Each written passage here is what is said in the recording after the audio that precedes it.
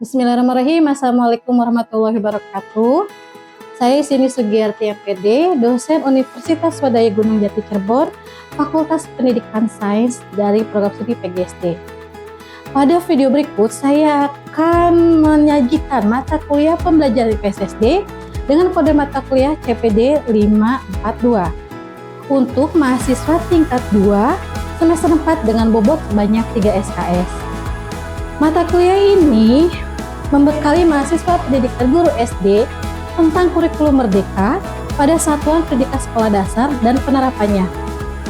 Perkuliahan menggunakan pendekatan etnopedagogi yang inovatif, adaptif, dan kolaboratif. Luaran yang dihasilkan pada mata kuliah ini berupa proyek pengembangan modul ajar, LKPD, dan artikel ilmiah. Materi mata kuliah ini meliputi yang pertama, introduksi kurikulum merdeka di SD, capaian pembelajaran IPAS SD, merancang pembelajaran, asesmen, baik itu asesmen diagnostik, asesmen formatif, maupun asesmen sumatif. Kemudian, materi selanjutnya yaitu model-model pembelajaran kurikulum merdeka, sumber pembelajaran IPAS SD, media pembelajaran IPAS SD, dan modul ajar IPAS SD. Kemampuan yang diharapkan dalam mata kuliah pembelajaran IPS-SD ini pada video pembelajaran ini meliputi capaian pembelajaran CPL yaitu CPL 3, mampu menerapkan pemikiran logis, kritis, sistematis, inovatif, serta menerapkan pengetahuan penyelesaian masalah bidang studi di sekolah dasar ke dalam pembelajaran bahasa Indonesia, matematika, IPA, IPS, PKN, SBDP, dan PJOK. Kemudian untuk CPMK-nya sendiri yaitu menggunakan CPMK 1 yaitu mampu memahami kerangka kerja understanding by design dan merancang pembelajaran dalam kurikulum merdeka. Kemudian sub CPMK-nya menggunakan sub CPMK 2 yaitu mampu menganalisis tujuan pembelajaran, capaian pembelajaran IPAS di SD. Untuk penilaian sendiri mengacu pada ikut 7 yaitu kelas kolaboratif dan partisipasif. Aspek yang dinilai yang pertama itu partisipasi aktif dengan bobot 10%, kemudian kehadiran minimal 75% dari total pertemuan atau sebanyak 12 pertemuan dengan bobot 10%, kemudian tugas dengan bobot 20%, ujian tengah semester dengan bobot 25%, dan ujian akhir semester berupa proyek modul ajar dengan bobot 35%. Untuk selanjutnya disajikan model pengajaran pada mata kuliah pembelajaran IPS SD sebagai berikut. Oke, bismillahirrahmanirrahim. Assalamualaikum warahmatullahi wabarakatuh. Waalaikumsalam warahmatullahi wabarakatuh. Bagaimana kabar kalian hari ini? Alhamdulillah baik. Alhamdulillah baik. Nah, kita hari ini akan membahas mengenai merancang pembelajaran. Tujuan pembelajaran pada pertemuan hari ini yang pertama memahami capaian pembelajaran IPAS. Kemudian yang kedua memahami prinsip tujuan pembelajaran kaitannya dengan kompetensi dan ruang lingkup. Yang ketiga kita akan merancang tujuan pembelajaran yang merujuk pada capaian pembelajaran IPAS berdasarkan Badan Standar Kurikulum dan Asesmen Pendidikan nomor 33/H/KE tahun 2022. Nah, kita di sini menggunakan pendekatan alur merdeka ya. Yang pertama itu mulai dari diri, yang kedua eksplorasi konsep, yang ketiga ruang kolaborasi, keempat demonstrasi kontekstual, kelima elaborasi pemahaman, kemudian ada koneksi antar materi dan rencana aksi nyata. Kita menggunakan problem based learning pada pertemuan hari ini. Nah, sebelum masuk ke materi, alangkah baiknya kita lakukan ice breaking terlebih dahulu ya. Nah, ice breakingnya kita perhatikan gambar di atas. Ada gambar apa? Calung. Calung. Oke, benar nggak calung? Nanti kita cek. Ini gambar apa? Angklung. Angklung. Oke, ini Sasando. ada sasando, ada kecapi. Nah, kita cek dulu. Gambar apa ini? Ternyata ini gambar kolintang ya, dari Sulawesi atau dari daerah Gorontalo ataupun daerah Maluku. Ini gambar apa? Tadi angklung ya, jawabannya benar semua ya? Oke, yang ini? Sasando. Ada yang jawab kecapi, ada yang jawab cacando. Nah, sasando ini berasal dari Nusa Tenggara Timur. Nah, kita mulai di awal ya, tahapan awal. Yang pertama itu mulai dari diri. Apa yang kalian ketahui tentang IPAS? Mau siapa? Oke. Berdiri. Oke, perkenalkan nama saya Nurul Zulfamelia. Yang saya ketahui tentang IPAS itu, IPAS ini penggabungan antara pembelajaran ilmu pengetahuan alam dan ilmu pengetahuan sosial dalam kurikulum Merdeka, Bu. Oke, terima kasih ya. Penggabungan dari mata pelajaran IPA dan mata pelajaran IPS. Oke, yang lainnya? Oke. Saya Najwa Ramadhani. Pada saat observasi kemarin terkait pembelajaran IPAS di SD Negeri Sadagori 1, itu kedudukan materi IPA-nya itu ada di semester ganjil dan materi IPS-nya ada di semester genap. Oke, dari SD Sadagori bahwa kedudukan IPA ada di semester ganjil dan IPS-nya ada di semester genap. Yang lainnya? Oke. Saya Puji Apriani, izin menjawab. Kalau pada saat observasi di SD Kang Raksan, kedudukan pelajaran IPAS itu campur. Oke. Kalau di Kang Raksan berbeda dengan yang di SD Sadagori 1. Malah di SD Kang Raksan itu campur, tidak ada pembeda antara IPA dan IPS-nya ya. Oke. Ya, kita masuk eksplorasi konsep dulu ya, sambil nanti akan membahas.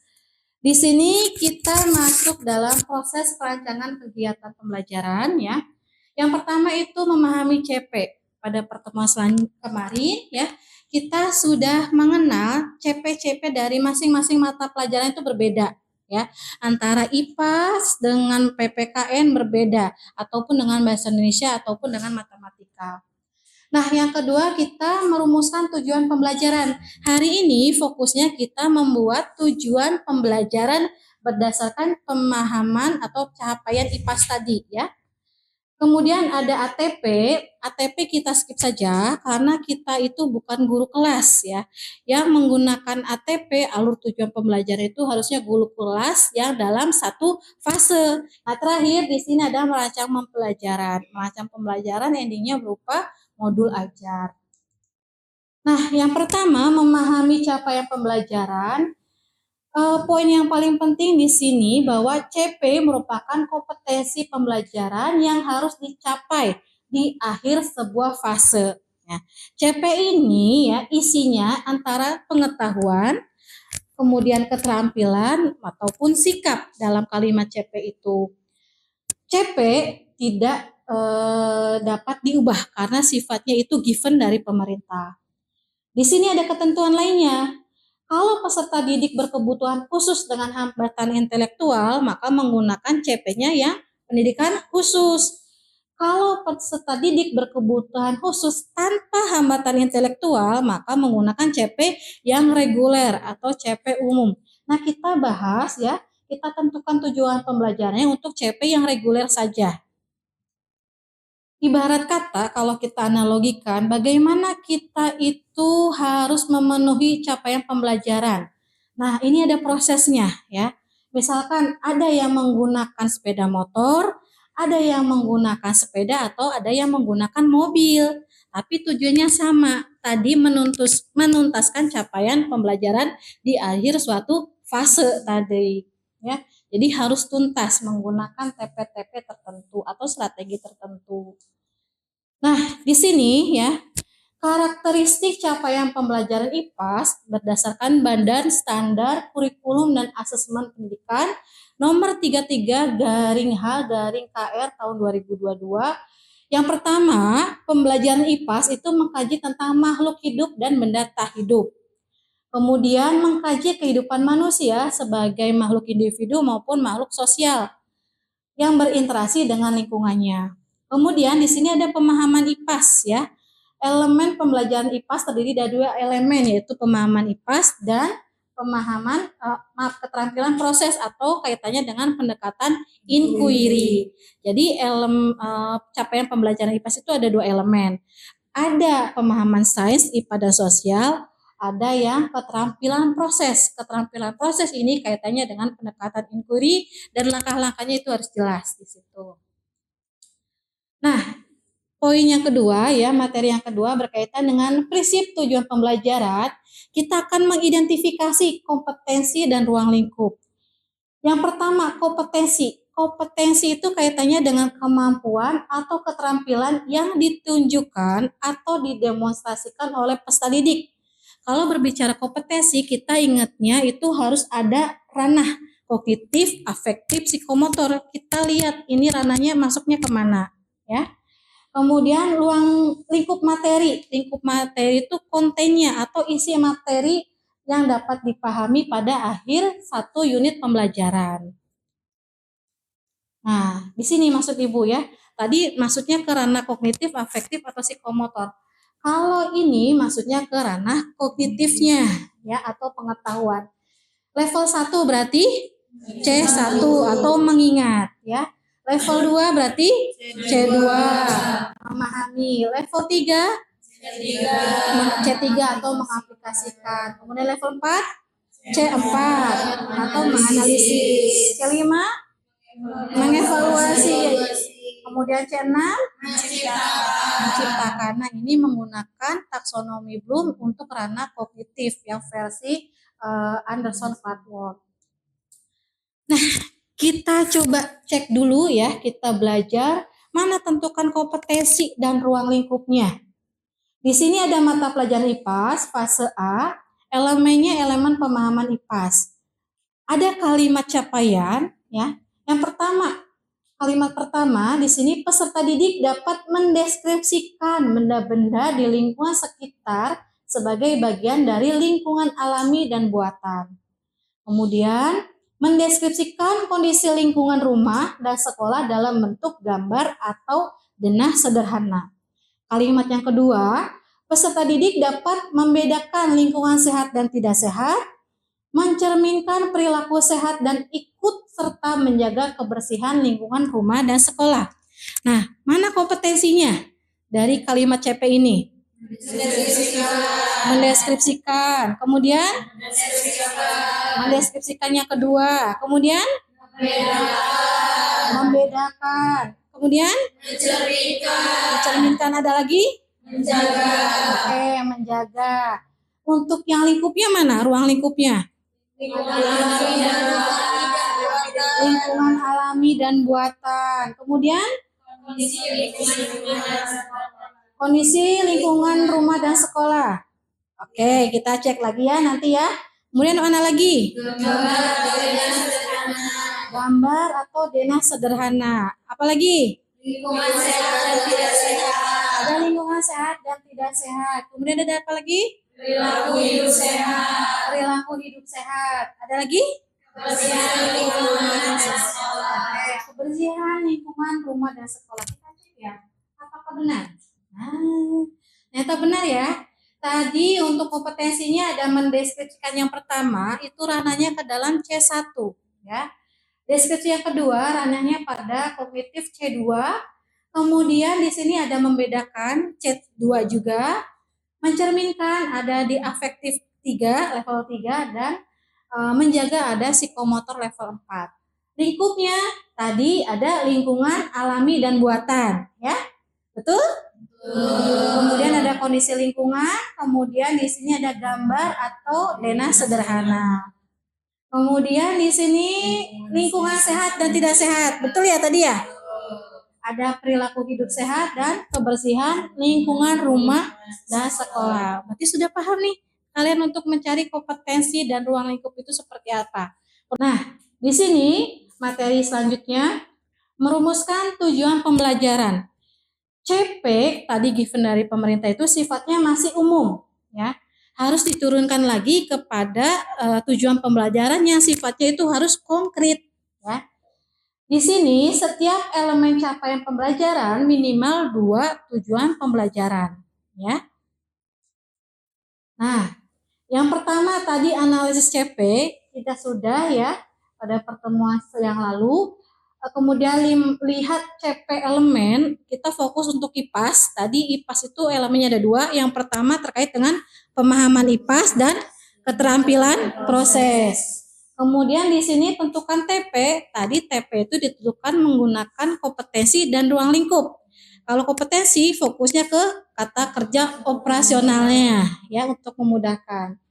Kemudian di sini susun TP menjadi ATP. Nah, kita skip dulu karena kita bukan guru kelas di sini, ya. Kemudian di sini poin yang kelima, tentukan KKTP. Nah, ini ya menjadi fokus. Kalau TP-nya itu masih umum, kita sederhanakan lagi menjadi kata KKTP ya. Menjadi KKTP. Lebih jelasnya ada di poin nomor 4.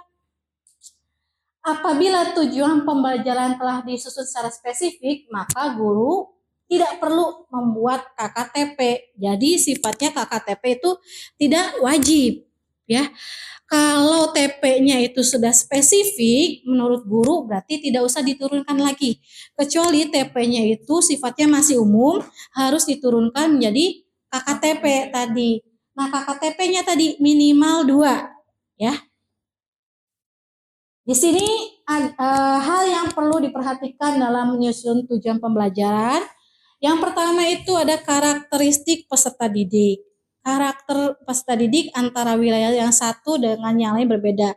Antara sekolah yang satu dengan sekolah lainnya itu berbeda, ya. Kemudian konteks lingkungan pembelajar. Konteks lingkungannya itu harus konkret, ya, sesuai tempat tinggal peserta didik itu sendiri. Misalkan peserta didiknya tinggalnya di wilayah pesisir, ya sudah gunakan lingkungan wilayah pesisir seperti apa. Jangan tempat tinggalnya di pesisir tapi materinya berkaitan dengan wilayah pegunungan. Itu nanti sangat jauh berbeda. Kemudian karakteristik mata pelajaran dari IPA seperti apa. Tadi sudah dibahas. Nah, kemudian poin keempat berkaitan dengan topik atau konsep yang dipelajarinya seperti apa. Nih, ini contoh penerapan KKTP ya. Dari yang tadi kita simulasikan ya di awal untuk mencari kompetensi dan ruang lingkup, kita masukkan dalam capaian pembelajaran. Di sini peserta didik dapat mendeskripsikan C1 ya, benda-benda di lingkungan sekitar sebagai bagian dari lingkungan alami dan buatan. Kalimat CP ini bisa langsung template pada tujuan pembelajaran, ya. Artinya, kalimat CP bisa digunakan dalam tujuan pembelajaran atau bisa disederhanakan lagi, ya. Ini contoh template-nya. Misalkan kalimat CP template dalam tujuan pembelajaran. Nah, kemudian disederhanakan lagi menggunakan KKTP. KKTP yang pertama, peserta didik dapat menyebutkan, termasuk C1 ya, menyebutkan ya, benda-benda yang termasuk dalam lingkungan alami dan lingkungan buatan di sekitar lingkungan rumahnya atau tempat tinggalnya. Yang kedua, peserta didik dapat menyebutkan manfaat benda lingkungan alami. Misalkan, sungai manfaatnya untuk apa, hutan untuk apa, danau untuk apa. Oke. Nah, sebelum masuk ke ruang kolaborasi, ada pertanyaan? Oke. Saya Siti Nur Istiqomah, izin bertanya ya Bu, apakah KKTP itu selalu digunakan untuk setiap merumuskan tujuan pembelajaran atau tidak? Terima kasih ya. Tadi sudah sebutkan di awal, kalau KKTP itu tidak wajib sifatnya. Kalau TP-nya sifatnya masih umum, dirasa masih umum, maka harus menggunakan KKTP. Disederhanakan lagi menggunakan pernyataan atau tujuan pembelajaran yang lebih konkret dan terukur. Itu ya, paham? Oke. Nah, kita pada next level ya, tahap selanjutnya yaitu ada demonstrasi kontekstual. Kita akan berlatih mengerjakan LK1 tentang kompetensi, ruang lingkup, dan tujuan pembelajaran. LK-nya sudah Ibu bagikan ya tadi ya? LK-nya sudah Ibu bagikan, silakan kalian kerjakan ya. Oke. Nah, di sini kita masuk ke elaborasi pemahaman. Tadi kelompok mana dulu yang ingin menjawab? Oke, Kuningan dulu. Perkenalkan, saya Naila Nur Alia, perwakilan dari kelompok daerah Kuningan. Izin memaparkan hasil pengerjaan lembar kerja pada daerah kami. Untuk pertama itu ada capaian pembelajarannya. Peserta didik mengenal keragaman budaya, kearifan lokal, sejarah, baik tokoh maupun periodisasinya di provinsi tempat tinggalnya, serta menghubungkan konteks kehidupan saat ini. Dan untuk kompetensinya sendiri ada mengenal termasuk C1 dan menghubungkan termasuk ke dalam C6. Selanjutnya untuk ruang lingkup itu keragaman budaya, kearifan lokal, sejarah baik tokoh maupun periodisasinya di provinsi tempat tinggalnya. Dan untuk tujuan pembelajaran itu, peserta didik mampu mengidentifikasi C1 keragaman budaya daerah Kuningan sebagai bagian dari budaya Jawa Barat. Dan untuk KKTP-nya sendiri, yang pertama, peserta didik mampu menyebutkan minimal 3 budaya khas Kuningan seperti tari buyung, angklung buncis, batik Kuningan, dan tape ketan. Dan untuk KKTP yang kedua, peserta didik mampu menunjukkan minat untuk mengenal budaya Kuningan melalui media visual ataupun kegiatan eksploratif. Oke, terima kasih. Ini untuk wilayah Kuningan. Coba kita bahas dulu ya. Ini kita evaluasi. Ada capaian pembelajaran ya. Peserta didik mengenal. Tadi mengenal termasuk dalam C1. Keragaman budaya, kearifan lokal, sejarah, kemudian baik tokoh maupun periodisasinya di provinsi tempat tinggalnya serta menghubungkan kaitannya dengan C4 ya. Konteks kehidupan saat ini. Bagaimana tujuan pembelajarannya? Nah, tujuan pembelajarannya itu disesuaikan dengan tempat tinggal masing-masing. Kebetulan tadi itu dibagi menjadi 3 wilayah ya. Ada wilayah Cirebon, ada wilayah Kuningan, kemudian ada wilayah Majalengka. Nah, Ibu contohkan saja dari tujuan pembelajaran di sini. Yang pertama itu peserta didik mendeskripsikan ya C2 keragaman budaya dan kearifan lokal di Jawa Barat. Untuk tujuan pertama. Tujuan keduanya, peserta didik menjelaskan C2 tokoh dan periodisasi sejarah di Jawa Barat. Nah, fokus ya tujuan pembelajaran yang pertama, mendeskripsikan di sini kan termasuk C2 ya. Kita sederhanakan lagi ya. Contoh, di sini dibuat dalam KKTP karena dirasa untuk tujuan pembelajaran yang pertama ini masih umum. KKTP-nya apa? 1.1 di sini peserta didik menyebutkan, berarti masuk C1 ya. Keragaman budaya Cirebon seperti dari keseniannya apa, kemudian kerajinannya bagaimana, kulinernya seperti apa, dan arsitekturnya bagaimana ya. Kemudian diturunkan lagi. Di sini menjadi peserta didik membuat gambar ya. Membuat berarti masuknya ke C6 ya. Membuat gambar atau poster kesenian Cirebon, misalnya muka topeng Cirebon seperti apa. Atau di sini ada batik Megamendung. Ya, ini kan lebih konkret ya dibandingkan dengan tujuan yang pertama ini. Mendeskripsikan tetapi tidak konkret sifatnya, masih umum. Ini lebih spesifik lagi untuk yang KKTP-nya ya. Nah, kenapa? Makanya kalau implementasi di sekolah itu untuk KOSP atau kurikulum satuan pembelajarannya itu disesuaikan dengan kebutuhan peserta didik dan kebutuhan dari sekolah itu sendiri. Untuk sekolah wilayah Kuningan ya sesuai dengan kondisi lingkungan di sana. Begitu juga yang ada di Cirebon atau yang lainnya ya. Itu teknis di lapangan seperti itu. Nah, kita masuk dalam koneksi antar materi ya. Tahap selanjutnya ada refleksi. Apa yang paling menantang dari proses merumuskan tujuan pembelajaran? Mau siapa kira-kira? Oke. Saya Jaskia Rizky Febrina, izin menjawab. Menurut pendapat saya itu harus mengetahui betul kompetensinya dari setiap capaian pembelajaran. Oke, terima kasih ya. Jadi harus tahu betul mana kompetensinya dalam setiap pembelajaran itu seperti apa. Yang lainnya? Ya. Nama saya Fargiarika Septiani. Menurut pendapat saya masih membutuhkan waktu untuk menentukan kata kerja operasionalnya, terutama kata kerja yang tidak dalam tabel seperti mencari persamaannya. Oke, yang paling sulit berarti mencari kata kerja operasionalnya ya, terutama kata kerja yang tidak ada dalam tabel, harus cari persamaannya. Yang lainnya? Oke. Nama saya Ainur Fadila. Kalau saya itu masih kesulitan dalam menyederhanakan TP yang umum menjadi TP yang lebih spesifik lagi. Oke. Lebih sulit untuk mengidentifikasi TP-nya ini umum atau khusus ya? Lebih sifat umum atau khusus? Kalau misalkan umum harus disederhanakan lagi menjadi KKTP tadi.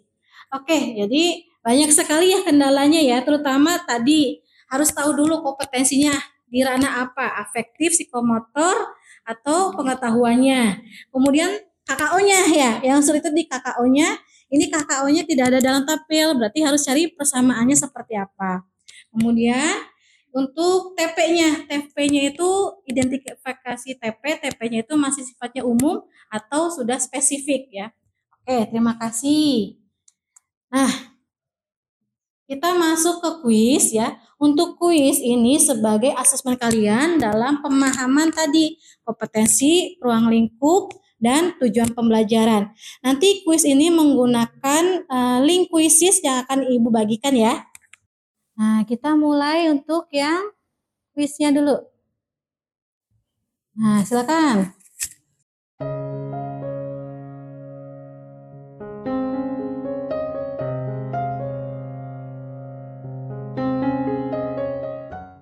Coba kita lihat.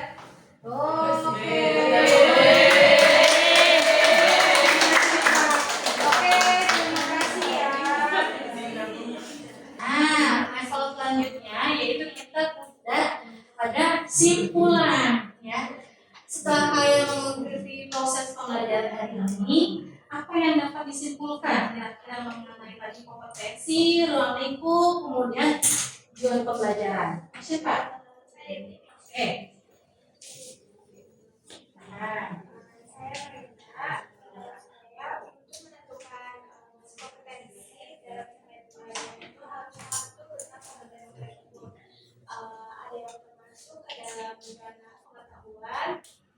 Sikap dan juga keterampilan. Oke, ini harus tahu dulu kompetensinya ya. Mau ke ranah pengetahuan, sikap, atau ke ranah keterampilannya. Yang lainnya? Oke. Nama saya Salvera. Menurut saya, KKTP itu dapat merumuskan tujuan pembelajaran yang masih umum menjadi tujuan pembelajaran yang lebih spesifik lagi. Oke, jadi membantu Salsa ya.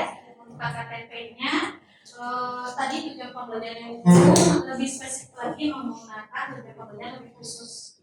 Yang lainnya? Oke.